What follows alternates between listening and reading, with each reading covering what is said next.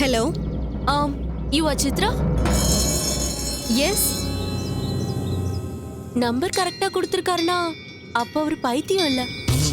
Hello hello hello hello. யாருங்க பேசுறது? சித்ரா, என் பேரு ஸ்ராவணி.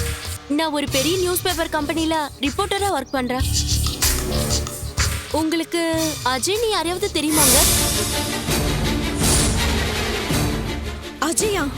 யா எனக்கு தெரியும். அவ என்னோட ஃப்ரெண்டு தான். அவர் இந்த நம்பரை கொடுத்து உங்களுக்கு கால் பண்ண சொன்னாரு. அஜயா? ஆமா, அஜய் இப்ப எங்க இருக்கா, என்ன பண்றா? அவரை பத்தி டீடைல்ஸ்லாம் சொல்லணும்னா நான் உங்களை சந்திக்கணும். இது ரொம்ப அர்ஜென்ட். இது எல்லாத்தையும் போன்ல சொல்லிட்டு இருக்க முடியாது. உங்களால நான் சொல்ற இடத்துக்கு வந்து என்னை மீட் பண்ண முடியுமா? Yeah sure.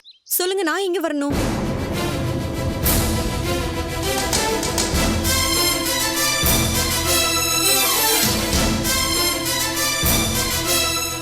ஓகே. ஓகேங்க.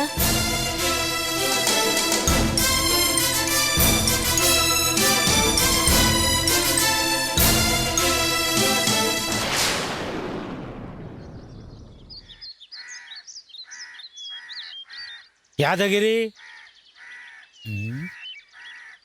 யாதகிரி.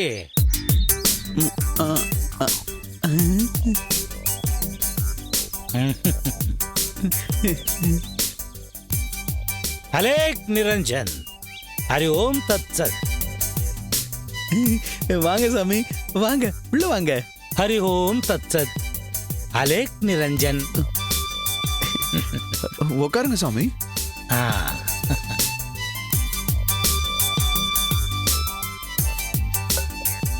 சாமி, என்னம்மா? இவன் முந்தா நாள் செஞ்ச காரியத்துக்கு நீங்க எங்களை பார்க்க மாட்டீங்கன்னு நினைச்சேன். உங்களுக்கு பெரிய மனசு சாமி, நீங்களே எங்க வீட்டுக்கு வந்துட்டீங்க.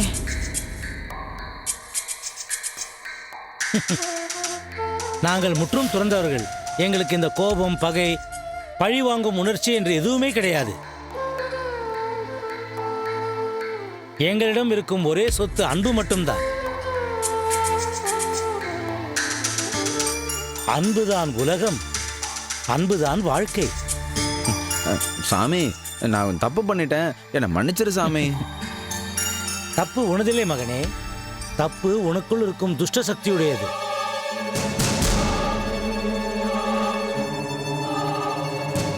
அந்த சக்திதான் உன்னை அவ்வாறு நடந்து கொள்ள செய்தது.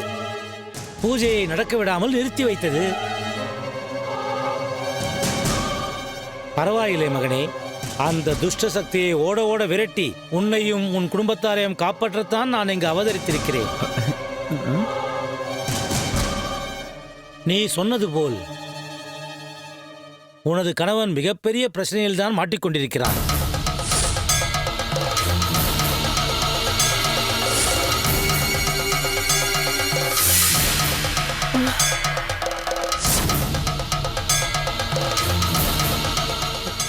எனக்கா? எனக்கு என்ன பிரச்சனை இருக்கு சாமி? நான் நல்லா தானே இருக்கேன். ஏய், கணவன் என்றால் நீ இல்லையடா.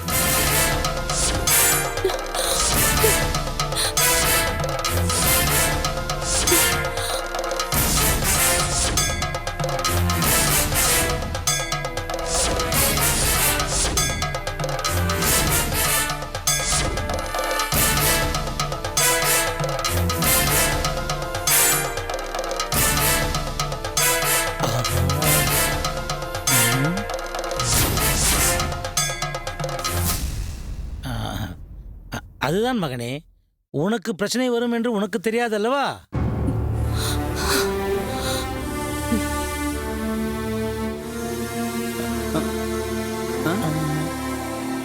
ஆனால் உன் மனைவிக்கு ஏதோ ஒரு விஷயம் புலப்பட்டது. அதனால் தான் என்னை இங்கு வர சொன்னாள்.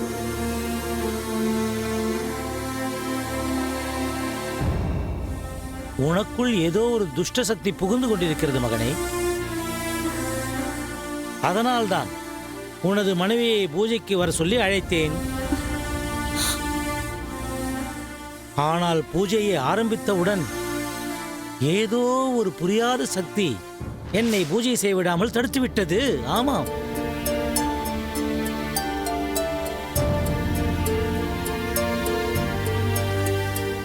திடீரென்று என் பார்வையின் சக்தி குறைந்தது. என்னுடைய சக்தி அழிந்தது. ஐயோ, என்ன சாமி இப்படி சொல்றீங்க? உங்களே பயமுறுத்துற கெட்ட சக்தி கூட இருக்கா? இங்கே பாரம்மா, நல்லது இருக்கும் இடத்தில்தான் தீயதும் இருக்கும். நல்லது கெட்டது இரண்டிற்கு நடுவில் போராடுவதுதான் நம்மளுடைய வாழ்க்கை. நல்ல காரியங்கள் செய்யும் பொழுது அந்த மாதிரி தீய சக்திகள் குறுக்கே நிற்கும். அந்த தீய சக்தியை எதிர்த்து போராடி நாம் நினைத்த நல்ல காரியத்தை சாதிக்க வேண்டும். அதற்காக நான் என் குருவை சந்தித்தேன், வழியையும் தெரிந்து கொண்டு விட்டேன். எனது குரு என்னை ஒரு பெரிய பூஜையை செய்யுமாறு கட்டளையிட்டிருக்கிறார். அப்படி செய்தால்தான் அந்த தீய சக்தியை தடுக்க முடியும் என்று அவரே என்னிடம் கூறியிருக்கிறார். அப்படியா சாமி? இந்த பிரச்சனையிலிருந்து உன் கணவன் வெளியே வர வேண்டுமென்றால் நீ மட்டும் தனியாக அந்த பூஜைக்கு வர வேண்டும்.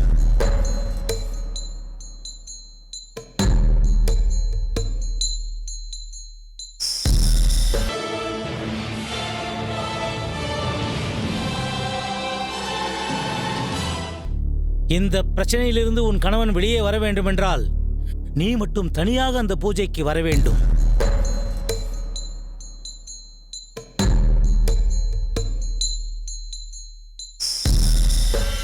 இஷ்ட தெய்வத்தின் பூஜையில் அமர்ந்து கடவுளின் அனுகிரகத்தை வாங்கிக் கொள்ள வேண்டும். அதற்கு தயாராக இரு பெண்ணே. யாதகிரி, சாமி, பூஜைக்கான அனைத்து ஏற்பாடுகளையும் செய்து முடித்த பின்னர் நான் உன்னிடம் சொல்லுகிறேன். நீ திடீரென்று உள்ளே புகுந்து என் பூஜையை கெடுத்து விடக்கூடாது. இந்த தடவையும் அப்படி நடந்தால் சுவாமி உன்னை மன்னிக்கவே மன்னிக்காது. சரி சுவாமி, நான் வரமாட்டேன். எப்படி வேணாலும் பூஜை பண்ணிக்கோங்க. ஹரி ஓம் தத் சத். ஆலேக் நிரஞ்சன். சரி, நான் புறப்படுகிறேன். சரிங்க சாமி. பெண்ணே, வரும்பொழுது முழு பக்தியுடன் வர வேண்டும். உனக்கு முக்தி கிடைக்க வழி செய்கிறேன். சென்று வருகிறேன். சரிங்க சாமி. ஹரி ஓம் தத் சத். அலேக் நிரஞ்சன்.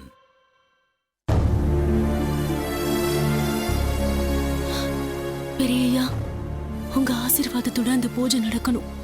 அவரை பிடிச்சிருக்கிற அந்த தீய சக்திகள் முழுசா அவரை விட்டு விலகி போகணும்.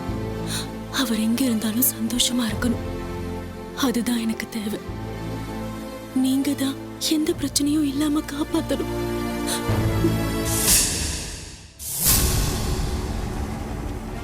Hi doctor. வாமா உட்காரு. என்ன டாக்டர், அஜய் இப்ப எப்படி இருக்கான்? எப்படி இருப்பாமா? இப்போதைக்கு சுயநினைவு இல்லாம இருக்கான். அப்படின்னா ட்ரீட்மெண்ட்லாம் நல்லா போயிட்டு இருக்குன்னு அர்த்தம். அதுக்காக தானம்மா நாங்கெல்லாம் இருக்கிறது. நான் அஜய் ஒரு தடவை பார்க்கலாம்ல? ஷியோர், பட் கொஞ்சம் கேர்ஃபுல்லா இருங்க. ஓகே.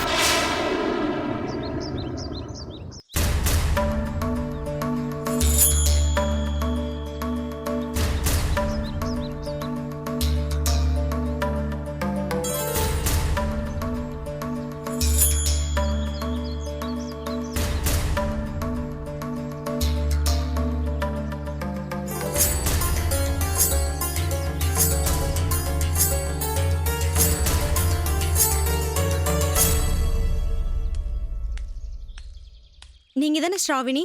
எஸ். என் பேர் சித்ரா. நான் அஜய் ஃப்ரெண்டு. அஜய் உங்களை எங்க பார்த்தான்? இப்ப எப்படி இருக்கா? தயவு செஞ்சு சொல்லுங்க. வெயிட் சொல்றேங்க. நான் நேத்து ஒரு மனநல காப்பகத்துக்கு போயிருந்தேன், ஒரு நியூஸ் கவர் பண்றதுக்காக. அங்கதான் அஜய பார்த்தேன்.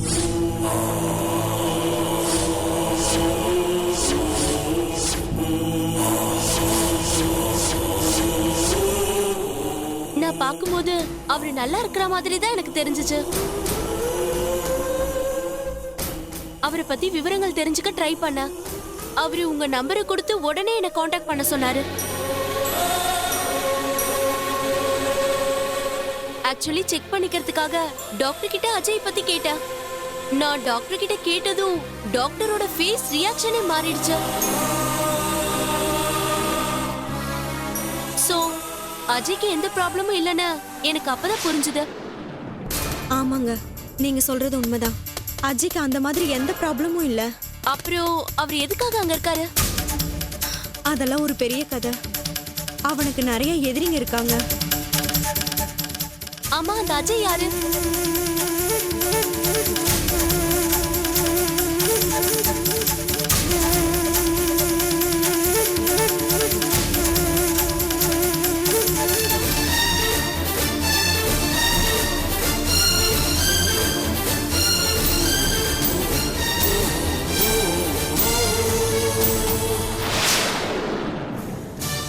இதுதாங்க நடந்தது.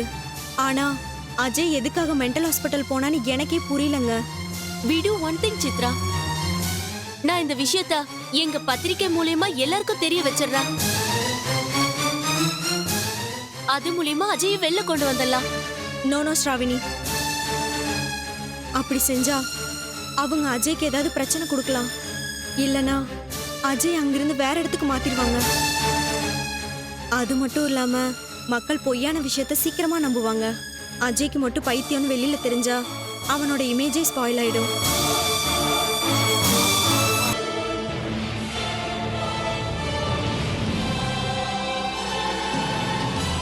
மக்கள் பொய்யான விஷயத்த சீக்கிரமா நம்புவாங்க. அஜய்க்கு மட்டும் பைத்தியம்னு வெளியில தெரிஞ்சா அவனோட இமேஜே ஸ்பாயில் ஆயிடும்.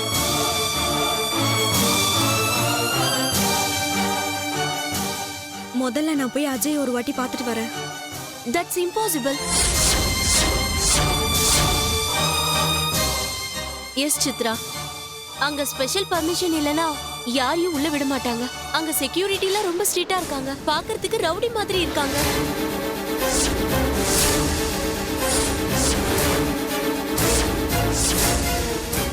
அங்க ஏதோ ஒரு தப்பு நடக்குது. அதனாலதான் யாரையும் அவ்வளவு சுலபத்துல உள்ள அலோ பண்றது இல்ல. இல்ல, எவ்வளவு ரிஸ்கா இருந்தாலும் நான் போக தயாரா இருக்கேன். நான் முதல்ல அஜயை பார்க்கணும். என்னாச்சு, ஏன் அங்க இருக்கான்னு நான் தெரிஞ்சுக்கணும். ஓகே, நீங்க அஜயை பார்க்கறதுக்கு நான் உங்களுக்கு ஹெல்ப் பண்றேன். நான் இப்போ உங்களுக்கு உடனே பெர்மிஷன் லெட்டர் தரேன். ஒருவேளை பார்க்க முடியாது அப்படி இப்படின்னு ஏதாவது சொன்னாங்கன்னா எனக்கு உடனே கால் பண்ணுங்க. என்னால முடிஞ்ச ஹெல்ப்பை நான் பண்றேன்.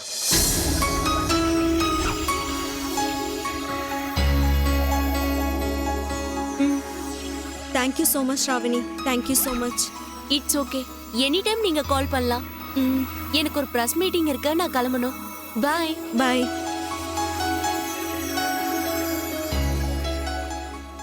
அட கடவுளே, அஜயோட நிலைமை இப்படி ஆயிடுச்சு. அவன் ஏன் மென்டல் ஹாஸ்பிட்டல்ல இருக்கான்? எப்படியாவது நான் அஜயை சந்திச்சாகணும். எப்படியாவது அவனுக்கு ஹெல்ப் செஞ்சே ஆகணும்.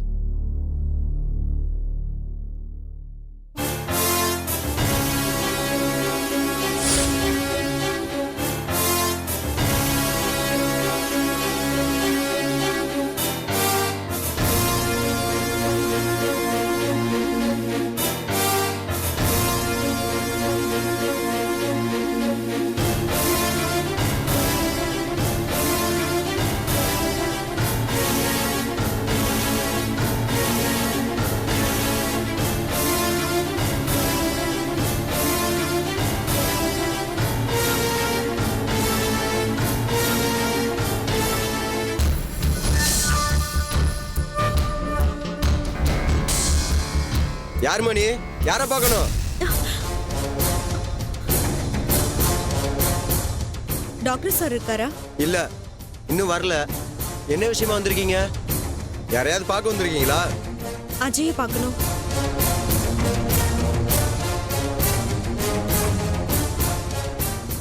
டாக்டர் வந்ததுக்கு அப்புறம் வாங்க. எப்ப வருவாரு? யாருக்கு தெரியும்? இப்போ வரலாம், இல்ல சாயந்தரம் வரலாம், இல்ல வராமலே போலாம். அர்ஜென்ட்டா அஜய் பார்த்தே ஆகணும். அதான் சொல்றேன்லம்மா டாக்டர் இல்லைன்னு. என்கிட்ட பர்மிஷன் லெட்டர் இருக்கு. அது இருந்தா கூட அவர் பார்த்து படிச்சுட்டு எங்களுக்கு பெர்மிஷன் கொடுத்த பிறகுதான் நீங்க உள்ள போகவே முடியும். அதெல்லாம் எனக்கு தெரியாது. நான் அஜய் பார்க்கணும். அட என்னமா நீ புரிஞ்சுக்கவே மாட்டேன்ற. இப்ப முடியாது. டாக்டர் வந்த பிறகு பார்க்கலாம். இப்ப போங்க. என்ன மரியாதையை நீங்க உள்ள அனுப்பலனா நான் உங்க மேலயும் உங்க ஹாஸ்பிடல் மேலயும் கம்ப்ளைண்ட் கொடுத்துருவேன். போலீஸையும் மீடியாவையும் இங்க கூட்டிட்டு வந்துருவேன். என்னம்மா மிரட்டுறியா? இந்த மாதிரி நாங்க நிறைய பார்த்துட்டோம். போ, உன்னால முடிஞ்சதை பாத்துக்க.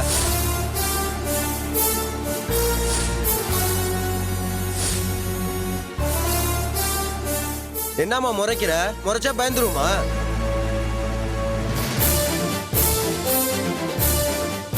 டேய் மச்சான், அவனுக்கு தான் பைத்தியம் பிடிச்சிருக்குன்னு உள்ளதுக்கு போட்டா அவனை பார்க்க வரவங்களும் பைத்தியமாவே வந்துட்டு இருக்காங்களே.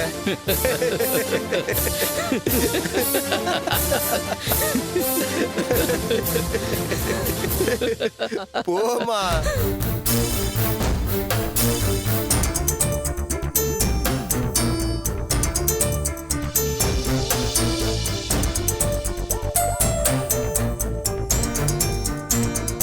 சரி வா மச்சான், டீ சாப்பிட்டு வருவோம்.